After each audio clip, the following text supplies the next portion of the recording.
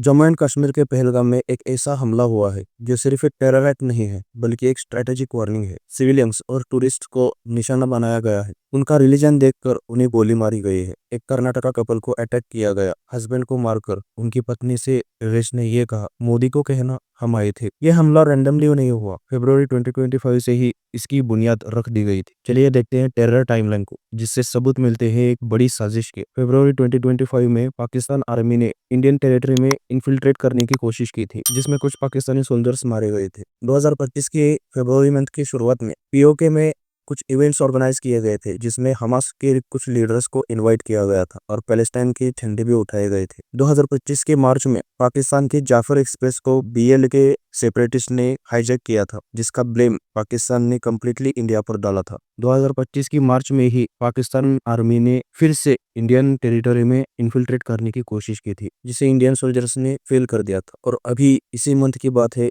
अप्रैल 2025 में Pakistan army chief general Asim Munir ने particularly India और हिंदू कम्युनिटी के खिलाफ हेट स्पीच दी थी, जिसमें आसिम मुनीर ने ओपनली कश्मीरी सेपरेटिस्ट को सपोर्ट दिया था, ये कहते हुए कि Pakistan will always support Kashmiri separatist in their arm terrorism against India. और 22 तारीख को पहलगाम में इनोसेंट इंडियन टूरिस्ट पे अटैक किया गया। ये टाइमलाइन एक क्लियर कट इंडिकेशन है कि कल जो पहलगाम में हुआ वो कोई रैंडम टेरर अटैक नहीं था, बल्कि भारत को प्रोवोक करने की एक सोची समझी चाल थी। एक्सपर्ट्स कह रहे हैं कि पाकिस्तान छोटी मोटी वॉर चाह रहा है, जिससे पाकिस्तान को इंटरनेशनल सिंपैथी मिले और पाकिस्तानी जनता का उनके इंटरनल मैच से अटेंशन हट जाए। पीओके में हमास के लीडर्स दिखते हैं और इसी बीच इंडिया पे ब्लेम शिफ्ट करने की कोशिश भी हो रही है। पाकिस्तान में इंडिया इज डिस्टेबलाइजिंग बलूचिस्तान का प्रोपेगेंडा चल रहा है। इस अटैक की वजह से पीएम मोदी को अपना सऊदी विजिट बीच में कैंसिल करके दिल्ली वापस आना पड़ा। इंडियन इंटेलिजेंस ने कंफर्म किया है कि इस अटैक में 5 से लेकर 6 पाकिस्तानी टेररिस्ट शामिल थे। और अभी देश का जो मोड है वो बिल्कुल क्लियर है, भारत जवाब चाहता है। लेकिन सवाल ये है, क्या ये एक ट्रैप है जिसमें भारत को मिलिट्री एक्शन में खींचने की कोशिश हो रही है? कुछ जियोपॉलिटिकल एनालिस्ट का ये भी कहना है कि चाइना भी इसमें इनडायरेक्टली इन्वॉल्व है।